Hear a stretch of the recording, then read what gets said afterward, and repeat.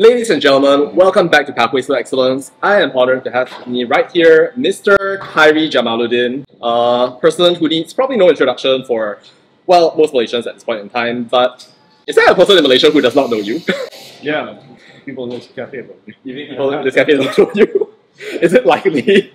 Well, A lot of people don't know me. are you sure? Yes. That is very difficult for me to imagine at this point in time, but nonetheless, well, it's an absolute pleasure to have you right here. We have right here with us the former Minister of Health of Malaysia. We have also here the former Minister of Youth and Sports, and also a graduate of the University of Oxford's Politics, Philosophy and Economics program. Mr. Khairi Jamaluddin, it's an absolute pleasure to have you Hi. here. Vijay. Thank you so much. Going to Oxford is no mean feat. I mean, like, it requires a huge amount of commitment, effort, investment, and huge respect to you for that.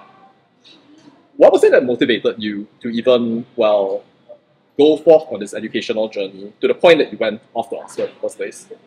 I have to try to remember how it all started. I think maybe I was motivated by not wanting to disappoint myself, because when I fell short in my grades at school, my mother would not really scold me, but she would say, "How do you feel? Do you feel disappointed in yourself?" Wow. And I think that was more effective than scolding me, because I knew that I would have to live with disappointing myself, as in not fulfilling my potential. And I remember before my father died, just 3 months before my GCSE exams, he said, "You spend too much time playing sports. You spend 80% of your time on the sports field and 20% studying. It should be the other way around." So these little things from my parents motivated me in a way that was much more effective than scolding me or punishing me. Really making me feel guilty and making me feel that I had to really buck up and prove something to myself. So I wasn't the absolutely best student at school, but I got decent grades and I managed to get an interview. And I suppose I did okay at the interview, and then I got a conditional offer. And I got the grades to meet the conditional offer. And that was it, really. Wow, okay, magic, wow. But I guess, like, when we think of Oxford, we think of storied spires, we think Bodleian Library, and all those images of ancestry. One of the things that you did, of course, was not just study, of course. I thought it would be interesting for you to kind of like reflect maybe on some of these pictures right here. You remember these? Yeah, that was our college football team. College football team? Wow. Yeah. You were actually playing football like while you were studying at Oxford? No, I just posed for the photograph. Of course. Wow. Okay, that's great. And here we actually have also from apparently Malaysia Time Tunnel, perhaps more reliable than Wikipedia. You know, a picture of you in this. I was in my second year. In your second year at Oxford. Yeah. Wow. Okay. You even kind of still have that hair right there. So I didn't wash my hair for like a year, I think. For a year? Yeah. Wow. Because when you have dreadlocks, you can't wash your hair. Oh my! You can't wash them. You can't wash your hair. Wow. Okay. What happens if you wash it? It frays the locks. Oh my god. Yeah. Okay. Wow. So you can imagine the smell, I suppose. Okay. Well, all part of the charm and character of education, I suppose. Well, you study politics, philosophy, and economics at Oxford at St. Hugh's, if I'm not wrong. That degree is widely known as the Prime Minister's degree. We can say right there. Alright, I have one question, but I'm going to ask another question right here. I would like you to respond in 5 seconds. Of the 3 parts of the PPE, politics, philosophy, economics, which is your favorite? 5, 4, 3... Philosophy. Wow. Philosophy? Interesting. Why is that the case?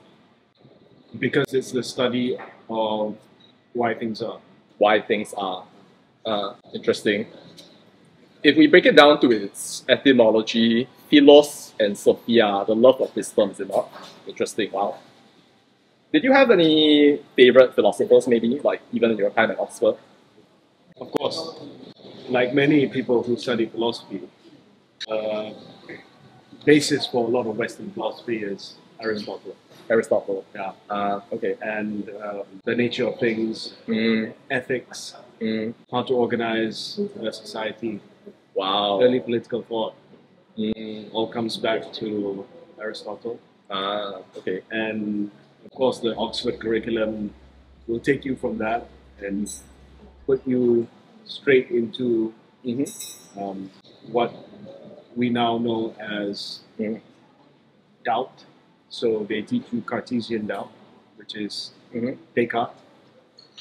I think, therefore I am. That's right. Mhm. And that explores the nature of the self. And then you learn about ethics, moral philosophy, Mhm. what is right, what is good, Mm. what you ought to do. Mhm. And then you branch out into other aspects of philosophy. Philosophy of the mind, philosophy of religion, which is very interesting to me as a believer. Mhm. So I found philosophy, and later I did political philosophy as well for my master's. And that was important because that goes into aspects of justice, fairness, and from there, without exploring the nature of things and the basis of what is fair and what is just, you cannot be in politics, or you cannot be involved in policy making, because policy making and politics needs to be rooted in some basic principle, some basic principles of fairness and justice. And fairness and justice is actually tricky. You might think it is obvious, but it's not. Well, there is this notion, of course, of equity versus equality, is there not? That's one way of looking at the complexity of the problem. So that's the easiest way to try to distinguish between what seems to be equal is not fair sometimes. That's where you have the principle of equity that comes in. Because equal in a situation where people come from different starting points is not equitable. What you want is something equitable. And therefore you have to look at all the factors that contribute towards that person's existence and try to understand how to make it more equitable. So the easiest way of describing this, I suppose, is the government saying, okay, equal means I am doing a special cash handout and everyone gets the same. Victor gets 100, KJ gets 100. Doesn't ask that KJ has a monthly income of probably 10 times less than Victor. So if I have a monthly income 10 times less than you, should we be getting the same amount? No. You should be getting something more equitable. I should be getting more than you because I need it. So that's the easiest way of explaining how justice and fairness is not necessarily easy or simple. Fascinating. And it's fascinating also that that was a part of your education in a whole range of different ways.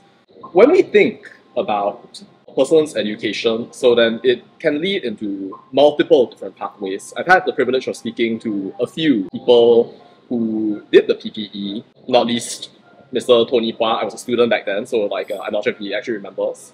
And people branch out into a variety of different possible areas. Of all the possible ways in which you could have gone forward, well, what is it that led you somehow or another at that early stage of your life to a point where politics was your true north? I've always been interested in politics. My father, when I was small, maybe about 7 or 8 years old, he taught me about international politics. This was in the mid 1980s, at the height of the Cold War. So there was great rivalry between the United States and the Soviet Union back then. And because he was a diplomat, we lived overseas, I was interested in what he did as a child. So I would ask him, what is this all about? What is this in the news? And he would explain to me patiently, but not in a way that to simplify it to a child, but in a way that was profound enough for a child to understand about what things were about. So he spoke to me about nuclear proliferation. He spoke to me about strategic competition between the United States and the Soviet Union, how the United States brought into the discussion at the global level things like human rights. That was clearly a liberal agenda. So those things got me really excited, and I was obsessed about how countries and societies were structured and how that interplay between countries and within countries took place. Then I fell in love with economics at school. I took economics for GCSE, and I just liked it. I liked it because my understanding of economics is really practicing economics is the distribution of scarce resources. Every country has scarcity of resources, whether it's land, labor, capital, and designing an economic system is about how you distribute those scarce resources fairly and equitably. So it was natural that I would go towards something like philosophy, politics, and economics. I had a profound love for societies and how they organize themselves. I had a profound interest in global affairs. My favorite subject at school was economics and history. So I wasn't bad at the sciences, but I felt that that was not my calling. I did math. I did all the way to IB. I did higher math, so I wouldn't say that I'm not numerate. But I ended up going towards the social sciences or humanities because I was attracted to those big questions. Okay. Oh, fascinating. One thing I did not know about this was that you did IB, because so did I. Okay. Okay, fascinating. Okay, yeah. I highest subjects. Sorry? What were your highest subjects? I did like the classic combination of math, chemistry, and physics, HR. Wow. Okay, mine was math, yes. Economics, and history, maybe. Yeah, economics, history. I did biology for subsidiary. Wow. Bio subsid, math, English subsid, and Malay subsid. Wow. Okay. I'm like fascinated by what your theory of knowledge essay must have been like. I can't remember. I was just because now that you mention it, TOK and extended essay. My extended essay. Yes. I remember my extended essay. You remember? Yeah, I remember. I can't remember my theory of knowledge, but my extended essay was on Felda plantations. What? Yeah. So I was maybe what age would I have been? 17, 18? Oh my god. Doing my extended essay for IB. Wow. And I had a cousin, so I was really deeply interested in economics and development economics, especially how different policies would uplift communities, basically. And I asked a cousin of mine saying that, is there a government program that is highly successful at intergenerational social and economic mobility? And he said, why don't you do an extended essay on Feldas? And I went up to Felda, I met with, and then, I must have read multiple books on Felda and how the scheme was designed. So that's what I did.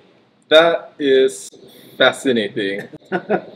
Because if we think about, say, Felda right here, then a natural transition can take place. You spoke earlier about fairness, equity, equality, and a big part of that right there. These measures that we take maybe as a society to maybe eliminate poverty and various other things of that nature can very often go wrong. Which then brings us to part of the controversial legacy of May 13th, 1969, the NEP. Felda essentially was part of that approach, really, of achieving two prongs, as far as I remember. The first of which was essentially the elimination of poverty for all Malaysians, regardless of race, and the second of which was the elimination of identification of economic function with racial identity and also geographical location. And so it's fascinating as well because one of the little surprises I had for you actually is this thing right here. Yeah, it's the most important political book that's been written in Malaysia. You know, it's fascinating that you should say that because now I have this as well. So these two books I read as a secondary school student. You read both of them as a secondary school student. Yeah, well, I don't know, maybe this one came out when I was at university. But Yes. that one I read as a secondary school student. Okay. So the Malay dilemma and this. So without throwing shade on anyone, Mhm. this is an original piece of scholarship. Yes. As in, he writes this Mhm. from first principles, what he's thinking about the condition of the Malays. Mhm. This guy, he This- quotes every single philosopher Yes. and writer and poet under the sun. Yes. So if you want to read a piece of original scholarship, Oh my god. it's this. Yes. As controversial as this is, Yes. if you want to read a piece of work that quotes everyone else, Yes. read this. Okay. That's the problem I had with this. So if you read this, it's a highly readable book. It is a very erudite, educated book. Mhm. Yeah, but okay, I will just open up randomly. Ibn Khaldun, Wang Ashi, Confucian reformer, Adam Smith. I just randomly open it, flip to all these pages, Mhm. and you'll see Aristotle. You'll see there was Aristotle. There was another one. Yeah. And then you flip here, Adam Smith. Literally, Yeah. you know, Harold Bloom's Western Canon, Mhm. Kierkegaard, Shakespeare, Kafka. Yeah. He's not going to quote anyone else. Yeah. That's his. This is his thoughts. This is everyone else's thoughts. Yeah. So anyway, You know, it's actually funny because I was talking to Tan Sri Dr. Koh Soo Kun the other day, and he was saying that Mahathir often wrote longhand, and he just got everything out right there. Yeah. That definitely matches with what you were saying right there. so coming back to the point, yes. Coming back to this idea of what we call intergenerational equity and a bunch of other things that you had mentioned right there. One of the things that I had watched while I was preparing for this interview yesterday was KS episode 75, during which you were quoted in saying, "I'm obsessed with the Malays." And then you were noting, in many ways, right there, that, well, the Malays are a majority community. Whatever happens to the Malays surely will impact this country right here. And going into politics in many ways, so then there was perhaps that sort of, well, thrust, right? Maybe to serve that community in various ways right there. When you think about, well, the things that you had received from your education, or perhaps it might have been from your late father. Incidentally, this book actually is the last gift from my late father. Oh, is it? It is. Oh. It is actually the last gift from my late father. He bought it randomly one day. My mother wanted to throw it away, and she didn't throw it away. And then, now we have it here. Seriously, this is actually the, yeah, This is old one. Old, you can see. yeah, It's a very old 1987. Yes. Yeah. Yeah. It's actually the last heritage of my late Yeah. father. Like, no joke. Do you want him to sign it for you? Do I want him to sign it for you? Yeah. Yes. Yeah, you should get it signed while he's still around. Can you help me? Yeah. Bobby knows his guys. We can get it Oh, signed. alright. Okay. Oh, sure. Let's do it. Alright. Amazing. Yeah. Cool. This one I can't help you though. Okay. Dr. Mahathir, this is my formal request for an interview with you. Alright then. So now we come to the question of, well, UMNO, right? So then you have, of course, this grand old party, you can say, that has served essentially the interest of this country. Some people, well, they view it kind of with disdain. Other people, they see it as part of, like, you know, the vanguard of a return to an older age. Hence, we have maybe, like, you know, a whole bunch of people saying, like, you know, we need to return to a quote-unquote good old days, so to speak. And so, in your experience, what was it like actually being a member of UMNO and then, well, serving the public at that point in time? It's the Grand Old Party of Malaysia. It's the biggest party still in Malaysia. I think followed closely by maybe PAS. But it's a conservative party. So it's a party that seeks to conserve as much as possible the existing social order. It's not a party that is resistant to change, though, although it tries to conserve most things like the social contract, the constitution, the what I term as the post 1969 Malaysia that what UMNO tries to conserve. But it is able to, of course, embrace innovation. I think Mahathir, Patla, Najib's time brought many different policies which within the political order they could accept. So, for instance, Mahathir brought tremendous industrialization and modernization, which did not undo the political order as UMNO understood it. Although there was tremendous progress economically, Mahathir still made sure that he created Malay businessmen, he created capital owners who are from the Bumiputera community. So UMNO understood, wow, this modernization, this investment, it's a good thing. It benefits all Malaysians, but this Malay capitalist class is being created. And from UMNO just being a party of teachers, civil servants, people who are from the rural community, suddenly UMNO had this confidence where business people were joining the party, corporate people were being aligned to the party.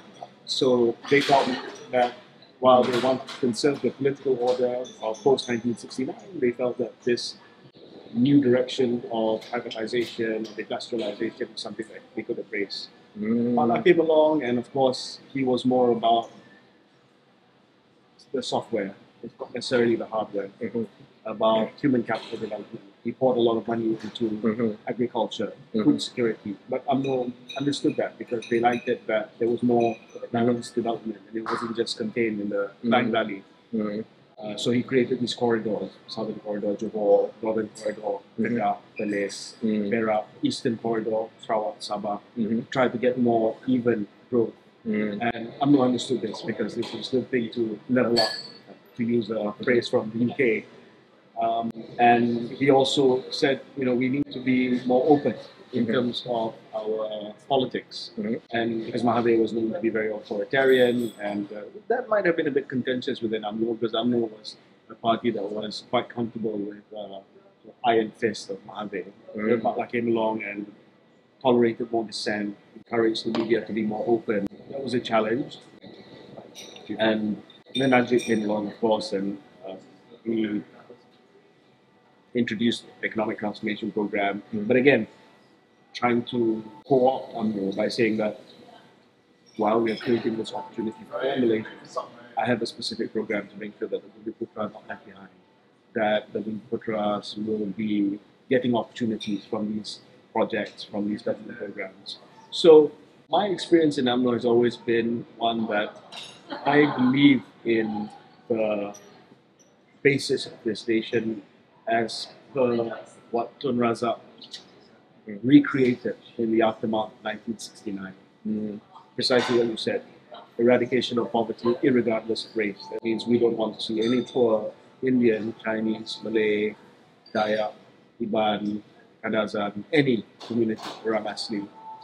And also what is less understood is that we want to restructure society so that you don't have one ethnic group or one demographic type that is disproportionate in any given sector, economic sector, whether it's business, whether it's in the civil service also. So we want to make sure there's a greater mix of talents and abilities and ethnicities at all levels of Malaysia. So I've come from that perspective of believing in that vision, but of course also being very progressive and wanting UMNO to also embrace other things that have come, like more openness, more tolerance of criticism, more acceptance of progressive ideas in terms of how we structure our society. freer press, freer media, not being too authoritarian. I felt that sometimes UMNO frustrated me because it could be resistant to some changes. But on balance, I felt relatively comfortable. Okay. So thank you so much for that sharing. One of the things that I remember you discussing in your podcast with Dr. Mahathir is that this book was essentially the rite of passage for anybody who aspires to go into politics at some point in the history of Malaysia. Why do you say that that's the case? Because it explains the Malay dilemma, the Malay condition. Do you feel that it accurately does so? Like, did everything inside the book you feel resonate with the part of you that understands what the idea of a Malay condition is? And part of the reason I ask that is because of what your partner on KS, Shahril Hamdan, had said, right, about, well, the idea of hybridity, right? This idea that the group to which you belong right there is partly, well, I'm not going to be quoting like Anwar right here. This is like maybe the last time right here. The idea of an imagined community that a person relates to right there. And so when you read this book, right, and you leaf through each individual page, do you feel that it offers a true to form, shall we say, replication of what you understand as the Malay dilemma in that sense? He's sometimes a bit harsh. One thing that I have always noticed about Mahathir is that he means this to be a motivational book for the Malays. Right. Malays, yeah. You characterize it as the best self-help book, Yes. I think. But there are times where it can be a bit harsh. There are ways of motivating in a manner that doesn't put down. And sometimes he can be patronizing to his own community, Malay community. So that's the part where some people are uncomfortable. That he correctly identifies certain cultural traits that he sees amongst Malays, but some people are not comfortable with that. I see. Some people say that that's a gross generalization, that it's not true to say that that is the Malay condition.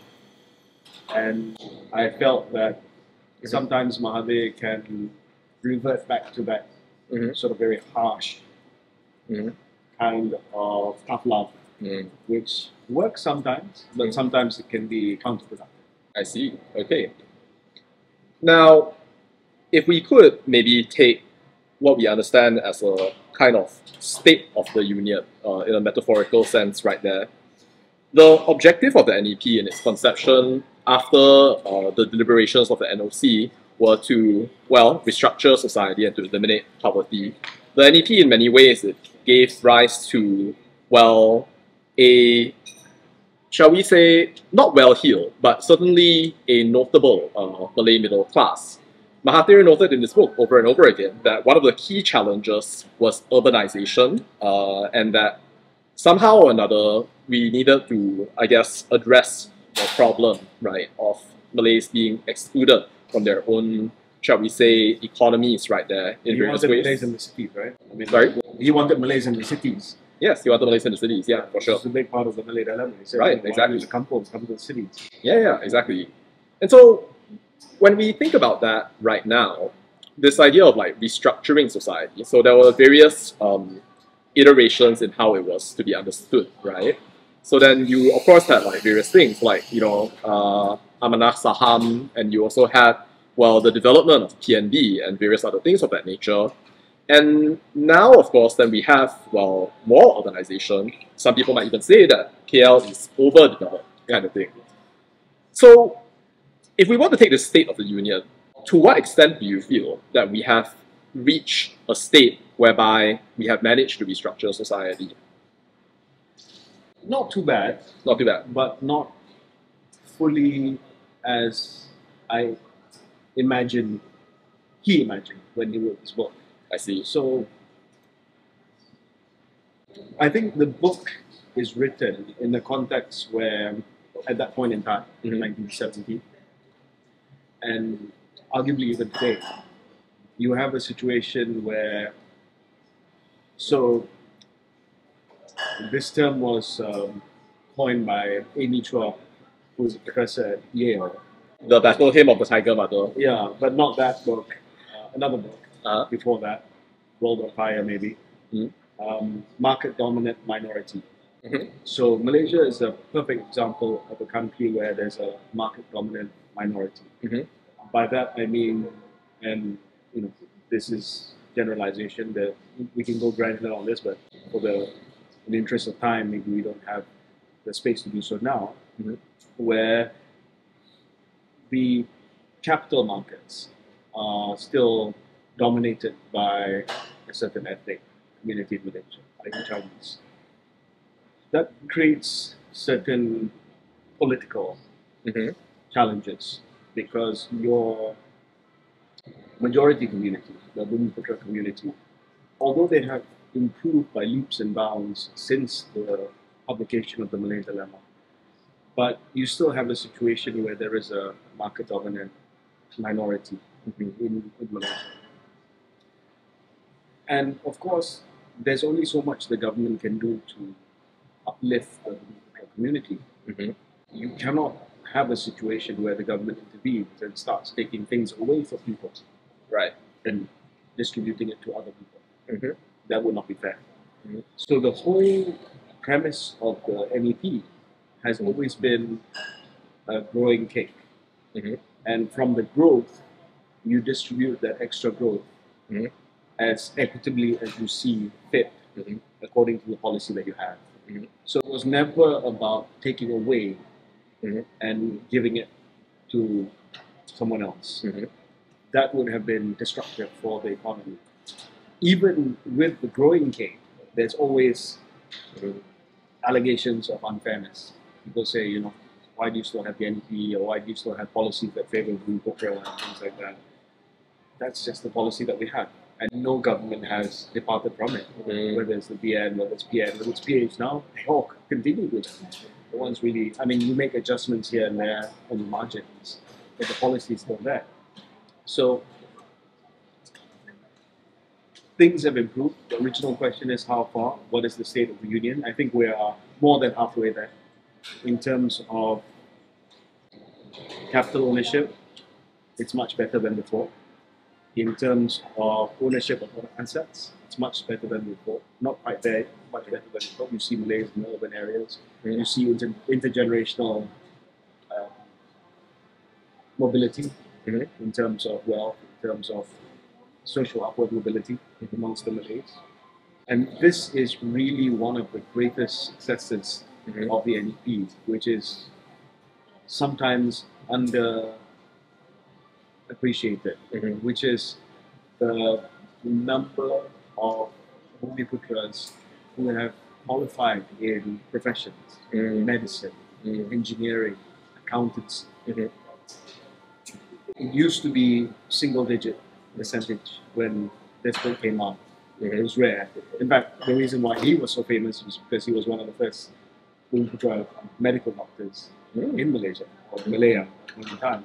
But now you see it's a much better mix. And you go to hospital, you go to professional services, you see that it's a better mix. And that's helped a lot. That's really created that middle class growth of Malays.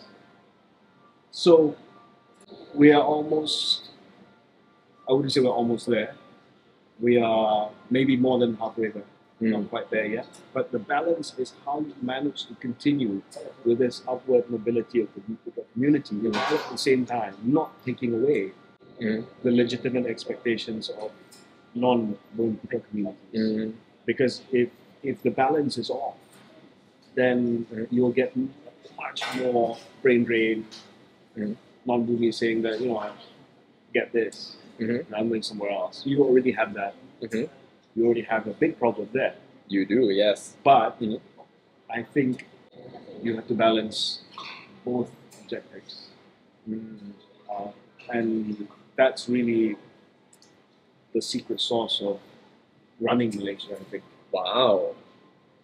And if we think even about say brain drain, I mean, like, was there a part of you that somehow knew, like even while you were completing your education, right, that one day I will go back to Malaysia, one day I will contend in politics, one day I may become the Minister of Health, but I will go forth essentially, not to say like cutting off all the lifelines right there, but maybe, yeah, like you are one of those people who was not brain drained away.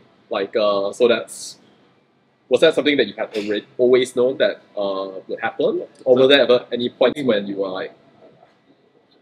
I'm very thankful because I had a very, very privileged upbringing in a sense that I was able to follow my father when he was being posted overseas. So I grew up around the world just because my father was a diplomat. I have to be very thankful and aware of that privilege, whatever I say and do while I was in politics, and when maybe one day if I go back to politics, has always got to be mindful of that privilege and to work hard so that people, everyone else can have similar privileges, similar exposure. Of course, can't send every single Malaysian around the world, but at least we can create a much better system here for young Malaysians, whether it's education, training, and subsequently for them to have professional opportunities. And I was very, very aware that because I had spent my whole life traveling abroad, I wanted to come back from home. So that was it. That was it really. And I was interested in politics and I wanted to get stuck in. Wow, okay. So it was kind of like a calling, that something that brought you back in some sense to like the motherland. I mean, I had been away since I was born, right? So I felt that was enough. Okay, I see. I remember that when Lee Hsien Loong decided to come back to Singapore, there was a point at which he was saying, right, that it would not do for him to be brain drained, and that in some sense he had to serve the sort of like national interest or something of that nature. Do you feel that there was ever any sort of like, you know, a grand idea maybe of where you would be at some later point when you had eventually come back to Malaysia? You use the word national interest, but I believe in public service. I wanted to be involved in public service somehow. Okay. And I knew I was interested in politics. And as I said, my intellectual curiosity since I was young was about how to better structure society and distribute very scarce resources within that society. Right.